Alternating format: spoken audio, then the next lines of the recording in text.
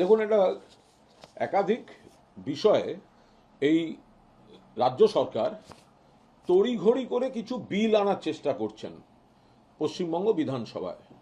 এর মধ্যে কয়েকটি বিলের খসড়া পাওয়া গিয়েছে, একটি বিল এখনো আমরা সেইভাবে দেখতে পাইনি। তো এই তড়িঘড়ি করে যে বিলগুলি আনা হচ্ছে তার মধ্যে যেগুলি হাতের কাছে পাওয়া যাচ্ছে অত্যন্ত উদ্বেগজনক। একটি বিল আনা হয়েছে, the West Bengal public safety and control of anti social activities bill 2026। শুনতে ভালো যে এটা জনগণের নিরাপত্তা এবং সমাজবিরোধী দমন সংক্রান্ত বিল, কিন্তু এই বিলটি যা চেহারায় আনা হয়েছে এ সংক্রান্ত আমাদের চলতি আইন আছে। যদি আপনাদের মনে হয় আপনারা এগুলি দমন করবেন খারাপ কাজ, তার জন্য পুলিশের হাতে যথেষ্ট আইন আছে। কিন্তু তার আড়ালে যে আইনটা আনা হচ্ছে এটা একটা ভয়ঙ্কর। এই বিল যদি আইনে পরিণত হয় তাহলে সেটা ব্রিটিশ গভর্নমেন্ট রাওলাট আইন যে এনেছিল, যাকে তাকে ধরে নিতে পারবে, এটা সেই পরাধীন ভারতের ব্রিটিশের দমনপীড়ন আইন, যে বিনা বিচারে আটক থাকবে, ধরে নিতে পারবে, এটা রাওলাট আইনের 2026 সংস্করণ। তো এখন ব্রিটিশরা দমনপীড়নের জন্য যে ধরনের ব্যবস্থা নিয়েছিল এই বিলটি, তাই এই বিলটি মূলত আমরা মাননীয়া মমতা বন্দ্যোপাধ্যায়ের নেতৃত্বে সর্বভারতীয় তৃণমূল কংগ্রেস বিধানসভার ভেতরে এবং বাইরে এই বিলের সর্বাত্মক বিরোধিতা করবে। বিধানসভার ভেতরে এবং বাইরে এই বিলের সর্বাত্মক বিরোধিতা করা হবে। আমরা নিশ্চয়ই ল অ্যাবাইডিং সিটিজেন, আমরা আইনের পক্ষে, কিন্তু এখানে যেভাবে একেবারে আমাদের পদ্ধতি কি, এখন যেটা আপনি কোনো অপরাধ, আমি কোনো অপরাধ করছি কিনা, আমাদের জন্য আইপিসি আছে, এরপরে যে তদন্ত বিচারের জন্য সিআরপিসি আছে, পরে চলে এসছে ন্যায় সংহিতা, কিছু কিছু ক্ষেত্রে অন্যায় সংহিতা হয়ে যাচ্ছে।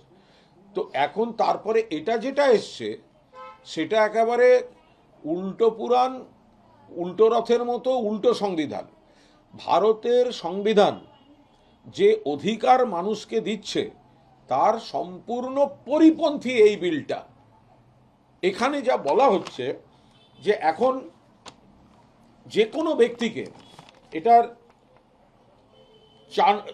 এটা 2 নম্বর ক্লজে, ক্লজ 2D-তে এখানে গুন্ডা শব্দের একটা নতুন ব্যাখ্যা দেয়া হয়েছে। তো গুন্ডা তো গুন্ডাই, তার তো দমনই হওয়া উচিত, কিন্তু গুন্ডা শব্দটাকে নতুন করে ডেসক্রাইব করতে গিয়ে এমন শাখা প্রশাখা করে দেওয়া হয়েছে যে ওই অ্যাক্টিভিটিসের মধ্যে ইচ্ছা করলে যে কোনো কাউকে জড়িয়ে দেয়া যেতে পারে। অর্থাৎ গুন্ডা মানে আপনি আমি যেটা ভাবছি, গুন্ডাটা সেখানে থাকছে না। এখানে এমন কিছু ক্লজ, গুন্ডা মিনস এ পার্সন হু বলে যেটা দেয়া হয়েছে, তাতে যেটা সরকার খারাপ মনে করবে তাতে কে কীভাবে জড়িত, এবং সেই জড়িত রাখার অনেক রকম দরজা খুলে দেওয়া হয়েছে এপাশে।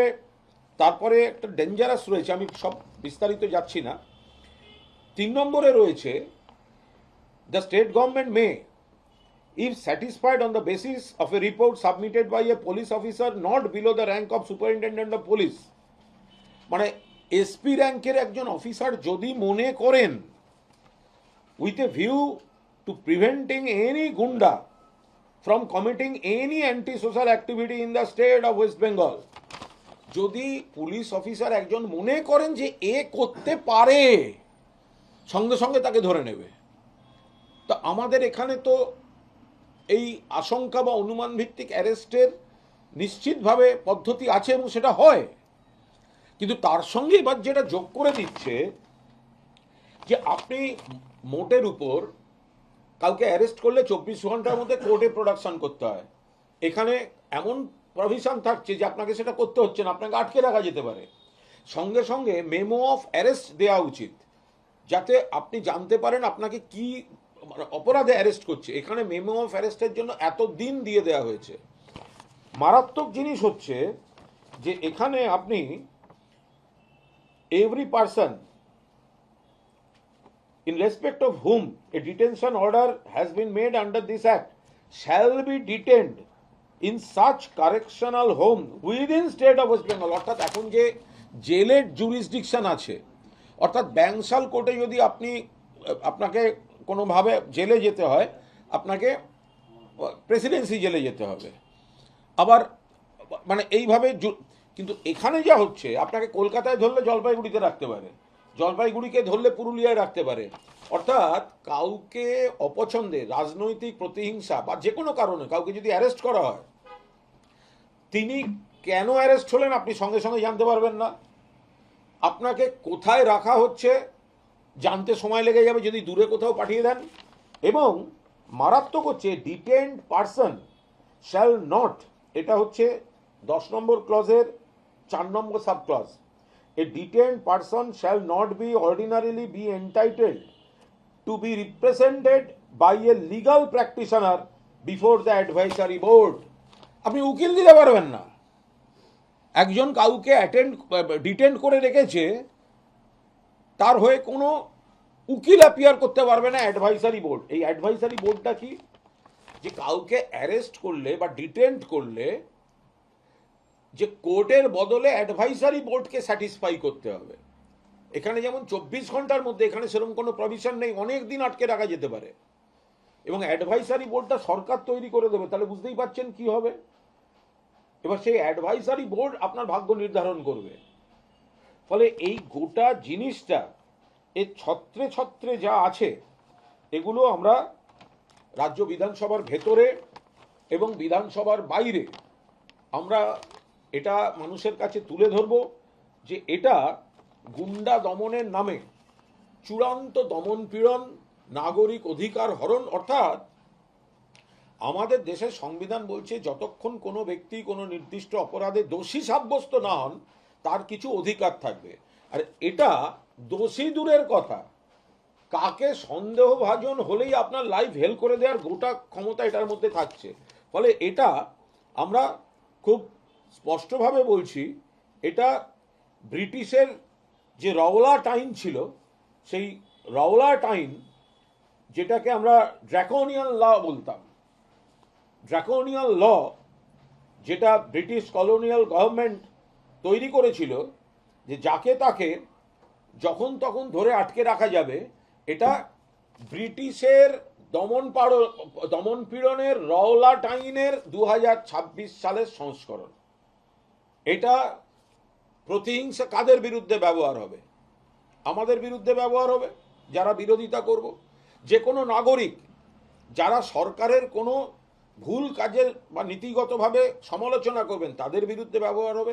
এবং আজকে যে বিজেপি সমর্থকরা হাততালি দেবেন বা সমর্থন করবেন, কোনো সময় তাদের বিরুদ্ধেও তো ব্যবহার হতে পারে। আপনাদেরও তো গোষ্ঠী লড়াই আছে, আপনাদেরও তো শিবির আছে। ফলে এই যে ভয়ঙ্কর এই আইন, আমরা এর সর্বাত্মক বিরোধিতা করছি। চূড়ান্ত স্বৈরাচারী, ফ্যাসিবাদী এরা যারাই এটা তৈরি করে থাকুন, এটা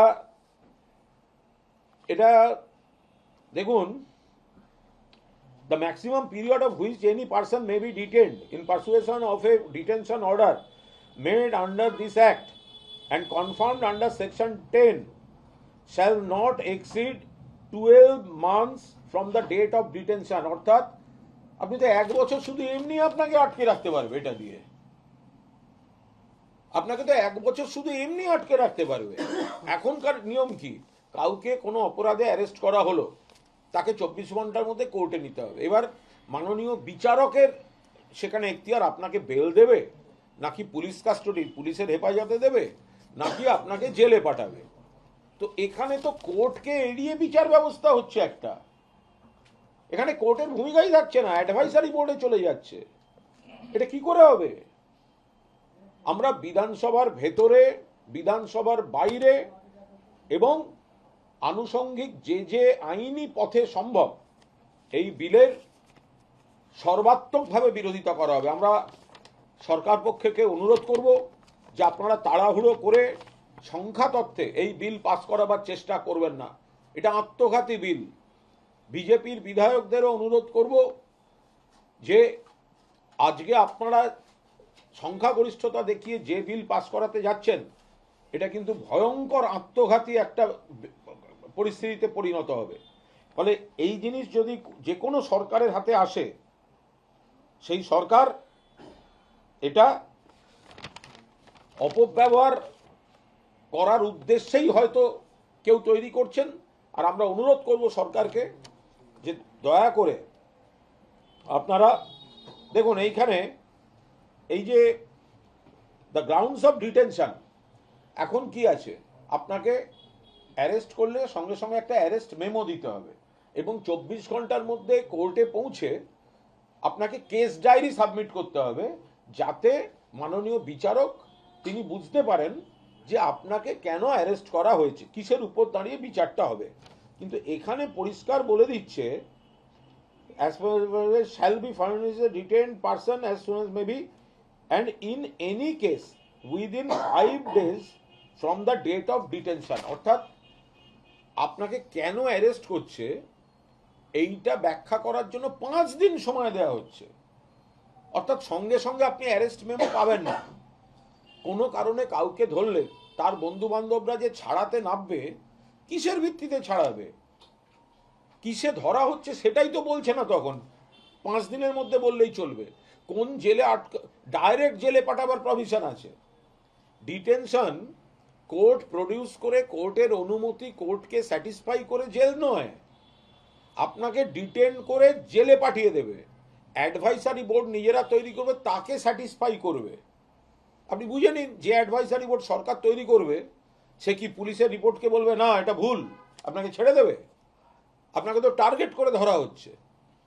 ফলে একটা রাওলাট আইনের মতো আমাদের যত ছিল জরুরি অবস্থা, সুপার জরুরি অবস্থা, তার উপরের জরুরি অবস্থা, একটা সময় ছিল মিসা, এই সবকে ছাপিয়ে রাওলাট আইনের 2026 সংস্করণ এনারা আনতে চলেছেন।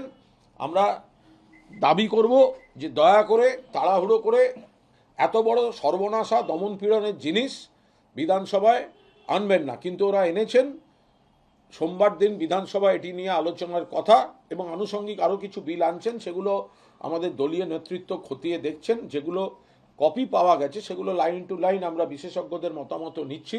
কিন্তু মমতা বন্দ্যোপাধ্যায়ের নেতৃত্বাধীন সর্বভারতীয় তৃণমূল কংগ্রেসের সিদ্ধান্ত, এই ধরনের জনবিরোধী আইনগুলো, স্বৈরাচারী আইন, এগুলোর তীব্র বিরোধিতা করা হবে। আরও দু একটি স্পর্শকাতর আইনের কথা শোনা গেছে, সেগুলো পাওয়া গেলে সেগুলো খতিয়ে দেখে, যেখানে মানুষের সমাজের দ্বিধাদ্বন্দ্ব বিভেদ বেড়ে যেতে পারে, সেখানে যেখানে একটা সমস্যা তৈরির জায়গা আছে এবং প্রত্যেক মানুষ, বিভিন্ন ধর্মের প্রত্যেক মানুষের যে অধিকারগুলো সেখানে যাতে খর্ব না হয়, সেগুলো সুরক্ষিত যেন থাকে, তৃণমূল কংগ্রেস তার পক্ষে গোটা বিষয়টা খতিয়ে দেখছে। এটা গেল 1। 2, তারাতলা কাণ্ডে মাননীয় মুখ্যমন্ত্রী বিধানসভায় একটি কাগজ দেখিয়ে ইঙ্গিতপূর্ণ বক্তৃতায় বলেছিলেন, এই দেখুন ওই বিতর্কিত এবং অবৈধ ধাঁচা নির্মাণ কার সই আছে? প্রাক্তন মেয়রের সই আছে। কে দেখিয়েছিলেন? মাননীয় মুখ্যমন্ত্রী শুভেন্দু অধিকারী। কোথায় দেখিয়েছিলেন? রাজ্য বিধানসভায়। পরের লাইনটি কি বলেছিলেন? কাউকে ছাড়া হবে না। তার থেকে কি মনে হয়? তার থেকে মনে হয় যে শুভেন্দু অধিকারী মাননীয় মুখ্যমন্ত্রী যথেষ্ট নেতিবাচক ইঙ্গিতপূর্ণভাবেই প্রাক্তন মহানাগরিকের সইটি দেখিয়েছিলেন। এবার আমাদের পরিষ্কার বক্তব্য, সিদ্ধান্ত নেবেন, কিন্তু 21শে জুলাই ধর্মতলায় পালিত হবে। পুলিশ প্রশাসনে কি অনুমতি চাওয়া হয়েছে? এ বিষয়ে কোনো মন্তব্য করব না। আমরা এইটুকু বলছি, 21শে জুলাই ধর্মতলায় পালিত হবে। 2018 সালের একটা অর্ডারও রয়েছে হাইকোর্টের, সেটার পরিপ্রেক্ষিতে দেখুন, আমাদের এখানে সব অদ্ভুত। আমরা ল অ্যাবাইডিং সিটিজেন, আমরা আদালতকেও মানি, কিন্তু ঈদের দিন, ছুটির দিন, ঈদ ছুটি হয়, এমনিতেই সকালে রেড রোডে গাড়ি কম চলে, ছুটির দিন, ঈদের দিন 2 ঘন্টার জন্য নামাজে রেড রোড বন্ধ হলে আমরা আপত্তি করি, আর যোগ দিবসের মঞ্চ হবে প্রধানমন্ত্রীর জন্য ওয়ার্কিং ডেতে 7 দিন রেড রোড বন্ধ ছিল। ফলে এরা যে কখন কোন দিকে এদের মানে মানুষের অধিকার রক্ষা হয় আর খর্ব হয়, এ বোঝা খুব মুশকিল। ওনাদা, এই যে 21শে জুলাই তো 2011 সালে ব্রিগেড হয়েছিল ক্ষমতায় আসার পর, 2026-এ এখন আর সরকার, বড্ড কাদা। কিন্তু কথা হচ্ছে এই 65 জন বিধায়ক চলে গেছেন, 20 জন এমপি চলে গেছেন, জনসমাগম, লোক, এগুলো যতজন এমপি গেছেন, যতজন বিধায়ক গেছেন, সবাই মন থেকে যাননি বিধায়কদের। এর মধ্যে 8-10 জন আছেন নিজেদের অঙ্কে গেছেন, বাকি বিধায়করা নানা চাপে আছেন, বিভ্রান্ত আছেন, সেই বিধায়কদের দোষ দিচ্ছি না। কিন্তু যারা গেছেন তারা ব্যক্তিগতভাবে গেছেন, কর্মীরা যায়নি। এদের সবাইকে যোগ করলে, এই এমপি এবং এমএলএ যোগ করলে, তাদের বাড়ির লোক যোগ করলে, বাড়ির লোকও সাপোর্ট করে না বলছি, তাদের যোগ করলে 500 লোক হবে না, 500 লোক হবে না। কর্মীরা মমতা বন্দ্যোপাধ্যায়ের সঙ্গে, মানুষ মমতা বন্দ্যোপাধ্যায়ের সঙ্গে। না, বিষয় হচ্ছে কর্মীরা ঠিক আছে মমতা বন্দ্যোপাধ্যায়ের সঙ্গে গেছিলেন কেন নবান্নে? কর্মীদের এলাকায় ঢুকলে বিজেপি ডিম মারছে বলে কর্মীদেরকে জোর করে এই সমাবেশ স্থলে নিয়ে আসা, এই বিধায়ক, এমএলএ, এমপি এরাই তো করতেন। তারা যখন নেই, কারা কি করতেন? এই জনসমাগম মমতা বন্দ্যোপাধ্যায়ের ডাকে কর্মীরা এসেছেন এবং আসবেন। এই যে বিধায়ক বা সাংসদরা যারা যাচ্ছেন, তারা তো এই আন্দোলনের একটা প্রোডাক্ট। এই মমতা বন্দ্যোপাধ্যায়ের আন্দোলনটাকে ব্যবহার করে তারা কেউ এমএলএ বা এমপি হয়েছেন বা কাউন্সিলর হয়েছেন। তো মমতা বন্দ্যোপাধ্যায়ের ছবিটা ছাড়া এদের কি ভ্যালু আছে? কর্মীদের কাছে কোনো ভ্যালু নেই। বাংলায় যে 2,31,00,000 লোক মানুষ ভোট দিয়েছেন, তারা বিজেপির বিরুদ্ধে ভোট দিয়েছেন এবং মমতা বন্দ্যোপাধ্যায়ের সমর্থনে মমতা বন্দ্যোপাধ্যায়ের প্রার্থীদের ভোট দিয়েছেন। ফলে কর্মী সমর্থক মানুষ তারা আছেন। যদি কেউ নেই, তারা এমএলএ হয়ে গেছেন, এমপি হয়েছে, সাপের 5 পা দেখছেন, তারা এখন মনে হয়েছে তারা বিরাট ব্যাপার। একটা ভোট আসুক, একটা, এই গদ্দারদের জমানত জব্দ হবে। একটা ভোট আসুক, এই বিজেপির কোলে কোলে দুলে দুলে ঘুরে নিক 2 দিন। একটা ভোট আসুক, এগুলোর পলিটিক্যাল ক্যারিয়ার শেষ। এখন তো বিজেপি নেতাদের পায়ে পায়ে ঘুরছে। আপনি বলুন, একজন কাউন্সিলর, এই যে যারা এখন যাচ্ছে, এই যদি কেউ ওদিকে যায়, কিভাবে যাচ্ছে? ওকে তার ওয়ার্ডে বিজেপির লোকেরা মেনে নেবে? তৃণমূলের ভোটাররা মেনে নেবে? গদ্দার, বেঈমান। তো সুতরাং বিজেপিও যদি, মানুষ ক্ষুব্ধ থাকবেন। বিজেপি যারা করেছেন, যারা এতদিন বিজেপি করলেন, এখন হচ্ছে যার বিরুদ্ধে আন্দোলন করেছেন সে এসে সেই দলের মাথায় বসবে।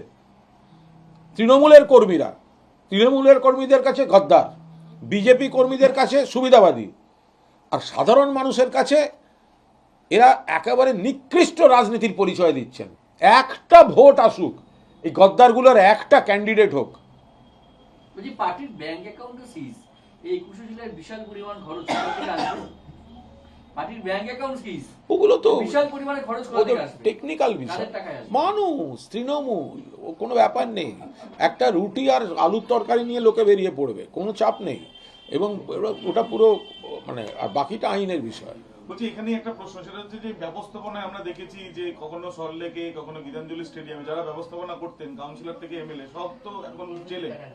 আরে ক্ষমতায় আসার আগেও তো 21শে জুলাই হয়েছে, 2011-র আগেও তো 21শে জুলাই হয়েছে, 2004-এ যখন মমতা বন্দ্যোপাধ্যায় একা সাংসদ, 2006-এ যখন আমরা মাত্র কয়েকজন তৃণমূলের বিধায়ক, তখনও তো 21শে জুলাই হয়েছে। এর আগেও তো 2-1 জন চলে গেছেন, তারা আবার কেউ হারিয়ে গেছেন, মুছে গেছেন, কেউ ফিরেছেন, আবার কেউ অন্য দলে থেকে গেছেন। তো 21শে জুলাই কর্মীদের স্রোত, শহীদ তর্পণ তো হয়েছে, তো হবে। কংগ্রেসও বড় করে করবে বলছে, কংগ্রেসের তরফ থেকেও বলা হচ্ছে শহীদ মিনার। দেখুন, কংগ্রেস শহীদ মিনারটা একটু বৃষ্টিতে কাদা টাদা হবে, কিন্তু সে ওনাদের বিষয়, ওনাদের বিষয়। কংগ্রেস কেন করেননি এতদিন আমরা তো তাও জানি না। এবং সব থেকে বড় কথা, যে 1993 সালের 21শে জুলাই মমতা বন্দ্যোপাধ্যায় ডেকেছিলেন, সেদিন তো তৎকালীন প্রদেশ কংগ্রেস তো বিরোধিতা করেছিল। ফলে এটা দলের থেকে বড় কথা, মমতা বন্দ্যোপাধ্যায়ের আন্দোলনের স্রোতের শহীদ তর্পণ। তিনি যুব কংগ্রেসের সভানেত্রী ছিলেন, কিন্তু প্রদেশ কংগ্রেস কিন্তু ওই আন্দোলনে তখন কিন্তু সবুজ সংকেত দেয়নি বা সামিল হয়নি। আর আন্দোলনটা কিসের জন্য ছিল? কোনো ব্যক্তি স্বার্থে নয়, সচিত্র পরিচয়পত্র চাই। আজকে আপনার আমার কাছে যে ভোটার আই কার্ড আছে, ওটা মমতা বন্দ্যোপাধ্যায়ের আন্দোলন আর 14 জন শহীদের রক্ত দিয়ে পাওয়া। তো ফলে মমতা বন্দ্যোপাধ্যায়ের অধিকার আছে এই শহীদ অর্পণটা করার। ইন্ডিজোটের কি কেউ আসবে এবার? কি এরকম কোনো আওয়াজ পাওয়া যাচ্ছে ইন্ডিজোটের? এই নিয়ে কোনো মন্তব্য করবো না। দাদা, পুলক রায় রাজ্যের প্রাক্তন মন্ত্রী, হাইকোর্ট অর্ডার দিয়েছিল যে তাকে একটি ওই ভেড়ি এবং হোটেল মুক্ত করতে হবে। তিনি 1 বছর মধ্যে থাকালীন করেননি। আজকে এলাকার লোকজন রাস্তায় নেমে তার বিরুদ্ধে বিক্ষোভে নেমেছে, পুলিশে ভূমিকা নিয়ে তারা বিক্ষোভ করছে। পুলক রায় একেবারেই বলতে পারবো না, ওটা পুলকবাবু বলতে পারবো। সুন্দরবনে আরেকটা শেখ শাহজাহান পাওয়া গেছে, তার বিরুদ্ধে মহিলা সুন্দরবনে তৃণমূলের আরেকজন শেখ শাহজাহান পাওয়া গেছে, তার বিরুদ্ধে মহিলার অত্যাচার করেছে বলছে, অত্যাচারের জমি দখল করে নিয়েছে, রাজপ্রাসাদ বানিয়েছে, গরিব মানুষকে টাকা দেয়নি 100 দিনে। আমি বলতে পারবো না। যদি কেউ কোনো অনাচার কেউ করে থাকে, এবং যারা অনাচার করে সাধারণত একটা শাসক দলের নাম ব্যবহার করে দিলে সুবিধা হয়, তো ফলে সেরকম কিছু হয়ে থাকলে পুলিশ ব্যবস্থা নেবে। আবার এরমও দেখতে হবে, বালুরঘাটের নারী নির্যাতনের ধর্ষণের কেসের আসামি তাকে বিজেপি কোলে করে রাখছে কিনা চাটন ঋত, সেটাও তো দেখতে হবে। নারী নির্যাতন আপনি শুধু এদিকে ওদিকে বলবেন, তা বালুরঘাটের যে যে শ্লীলতাহানির কেস, সেখানে মহিলা তো প্রকাশ্যে বয়ান দিয়েছেন, আর সেই ভিডিও ঘুরছে। তাহলে বিজেপি কোনো গ্রামে নারী নির্যাতনের বলবে, আর এখানে চাটন ঋতকে কোলে দোল খাওয়াবে, দুটো তো একসঙ্গে হবে না।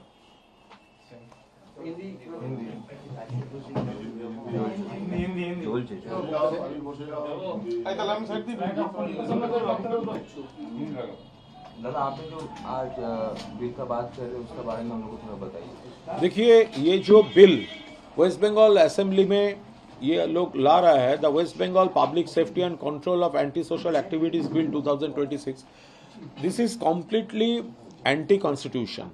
एंड ये जो बिल है, ये पूरा ब्रिटिश जमाने का रावलाट आइन जो था, रावलाट लॉ, एकदम उसका 2026 एडिशन है।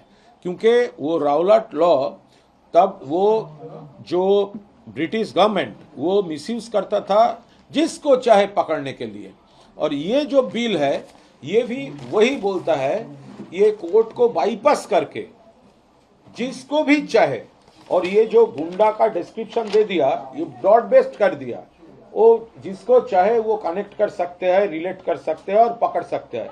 और कोर्ट में प्रोड्यूस करने का 24 आवर्स के अंदर कोर्ट में प्रोड्यूस करने का ये भी कोई व्यवस्था नहीं है। ये उस कोर्ट को अवॉइड करके एक एडवाइजरी बोर्ड करके ये लोग ये सब कर रहा है।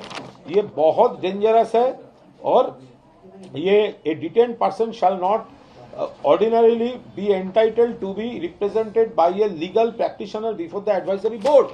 आप लॉयर भी अपॉइंट नहीं कर सकते, एक आम आदमी कैसे लड़ेंगे अपना केस?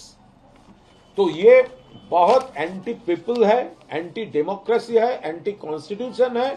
ममता बनर्जी का लीडरशिप में all India Trinamool Congress assembly के अंदर और असेंबली के बाहर दोनों तरफ भी सब जगह पे ये बिल इसका विरोध करेंगे। दादा, चीफ मिनिस्टर शुभेंदु अधिकारी ने असेंबली का अंदर जो प्राक्तन मेयर फिराद हकीम, देखिए फिराद हकीम फॉर्मर मेयर, ये ताराताला इंसिडेंट के बाद ऑनरेबल चीफ मिनिस्टर एक स्टेटमेंट दिया था असेंबली में, वहां पर वो दिखाया था जो साइन किसका है, फॉर्मर मेयर का है, हम किसी को भी नहीं छोड़ेंगे, ये उनका स्टेटमेंट था। तो अब यही कहना है, तो अगर फॉर्मर मेयर रिस्पॉन्सिबल है तो तुरंत उसको अरेस्ट किया जाए, और अगर अरेस्ट नहीं हुआ, अगर ये फॉर्मर मेयर तृणमूल का काउंसिलर को दूसरा वो जो बालिश तृणमूल है ना, पीलो तृणमूल, वहां पर ले जा रहा है और वहां पर प्रेजेंट वो लोग रहते हैं, तो इससे प्रूफ हो जाएगा कि ऑनरेबल सीएम वो जस्टिस देने के लिए एक्स मेयर का नाम नहीं बताया, वो सिर्फ दबाव डाल के तृणमूल ब्रेक कराने के लिए, फिराद हकीम को दबाव डालने के लिए आपको अरेस्ट नहीं करूंगा, आप काउंसिलर लोगों को उस तरफ ले जाइए तो वो डॉक्यूमेंट यूज किया। अगर हम ये विश्वास करते हैं अब तक कि शुभेंदु अधिकारी ऑनरेबल चीफ मिनिस्टर जो कहा है जस्टिस के लिए कहा है, दिल से कहा है, लेकिन आज 5 PM शाम 5 बजे ये काउंसिलर वाला मीटिंग में अगर वहां पर फिराद हकीम रहेंगे और फिराद हकीम का आसपास का काउंसिलर लोग रहेंगे तो ये साबित हो जाएगा कि शुभेंदु अधिकारी जो स्टेटमेंट दे रहे हैं वो सिर्फ दबाव है, वो जस्टिस का नहीं है। जो लोग का मौत हो गया उसका जस्टिस के लिए नहीं है, दबाव के लिए है। हम असेंबली में बोल दिया, अब दबाव में आ गया, हम लोग अरेस्ट नहीं करेंगे, अब तृणमूल तोड़िए। तो आज 5 बजे के बाद ये साफ हो जाएगा शुभेंदु अधिकारी जो बोला है वो जस्टिस के लिए बोला है या पॉलिटिकल प्रेशर क्रिएट करने के लिए बोला है। दादा फिर से कोलकाता कॉर्पोरेशन का 104 नंबर वार्ड का काउंसिलर अरेस्ट हुआ है। वो तारक जो अरेस्ट हुआ है वो बोल सकता है, उसका लॉयर बोल सकता है, लेकिन जो भी एक कंप्लेन कर देगा उसके ऊपर ये तृणमूल लोगों का अरेस्ट हो जाना ये एकदम ठीक नहीं है। ये विंडिक्टिव एटीट्यूड है। तो ये जो हो रहा है ये पुलिस को, गवर्नमेंट को, चीफ मिनिस्टर को रिथिंक करना चाहिए। दादा ताराकोला जो इंसिडेंट है वहाँ पे डेथ का संख्या 16 हो गया। तो बहुत बुरा इंसिडेंट है। सबको कैसे वो प्लान हुआ, उस लैंड पे कैसे बिल्डिंग हुआ, सबको अरेस्ट होना चाहिए। सिर्फ छोटा मोटा ऑफिसर्स लोगों को अरेस्ट नहीं चलेगा। बिग फिशेस वो खुलेआम घूमेंगे, पॉलिटिक्स करेंगे, उनका ऊपर जो असाइनमेंट है पार्टी ब्रेक करने का, आप पार्टी ब्रेक करो तो माफ हो जाएगा, वो सब नहीं चलेगा। अगर पकड़ना है तो सबको पकड़ना होगा। दादा बहुत सारे जगह में दिखाई दिया जो 1 महीने के लिए काम रुका दिया, जो कंस्ट्रक्शन का काम। तो आपने चीफ मिनिस्टर को देखिए, जो चीफ मिनिस्टर जो ये तारातला का बाद जो बोला है, जो कमर्शियल बिल्डिंग्स जो है उसका काम अभी रुक दिया जाएगा क्योंकि ऑडिट होगा प्लान, वो हम लोग सपोर्ट करते हैं। लेकिन तो उस बड़ा बड़ा साइट में बहुत सारे वो जो श्रमिक काम करते हैं, वर्कर्स काम करते हैं, लेबर्स काम करते हैं, वो तो बहुत गरीब आदमी है। वो पर डे उनका जो इनकम है तो वो तो बंद हो जाएगा, खाएगा क्या? बहुत दूर दूर से पूरा रिलेटिव, पूरा फैमिली इस साइट में आकर काम करते हैं। तो मैंने ऑनरेबल चीफ मिनिस्टर को रिक्वेस्ट किया था कि आप जो काम बंद कर रहा है वो सपोर्ट कर रहा हूँ, लेकिन ये जो मजदूर है वो किधर जाएगा?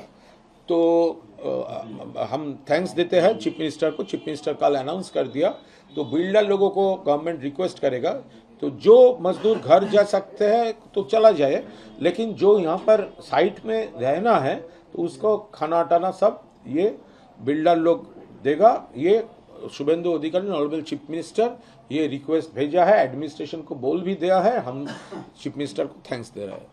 दादा ताराकोला इंसिडेंट में जो लोग को डेथ हो गया उन लोगों को 10 थोड़ा करके देगा, तो आप लोग इसका क्या रिएक्शन रहेगा? और कोई नौकरी वोकरी देना चाहिए हम लोग? देखिए, ये गवर्नमेंट पॉलिसी का मैटर है। ये सब एक रूल भी होता है, ये रूल भी होता है। तो क्या गवर्नमेंट कर रहा है हम लोग ये चेक करेंगे, लेकिन पहले दिन तो जो कंपनसेशन है तो ऑनरेबल चीफ मिनिस्टर असेंबली में अनाउंस किया, और क्या किया जाएगा हम लोग भी डिस्कस करेंगे। अगर वो कुछ और भी कुछ कर सकते हैं वो लोग, तो हम लोग वो और कुछ डिमांड भी है तो हम गवर्नमेंट को कम्युनिकेट करेंगे। दादा आप जो बिल का विरोध करेंगे कल, तो और जो कांग्रेस, सीपीएम, तो बीजेपी का, और हम देख रहे हैं तो ये बिल तो भाजपा का, ये जो पुलिस बिल है ये बिल तो भाजपा का लिए भी खतरनाक है। तो आज हमारा ऊपर चलेगा ये रावलाट लॉ 26 प्रैक्टिकली। तो ये जो होगा तो ये तो पूरा एक दिन तो भाजपा का कोई फैक्शन के ऊपर भी हो सकता है, भाजपा वर्कर्स के ऊपर भी हो सकता है, कोई भी सिटीजन बंगाल का जो सरकार का विरोध करेगा उसके ऊपर हो सकता है। तो सबको मिलकर ये जो ड्रैकोनियन लॉ है इसका विरोध करना चाहिए। Thank you. ओके। राज्य सरकार कक्षा 9 में क्लास 9 में नया सब्जेक्ट ऐड कर रहा है, सेक्युलरिज्म को रिमूव करके सोशल साइंस इमरजेंसी चैप्टर को नया ऐड कर रहा है, क्या कहेंगे आप?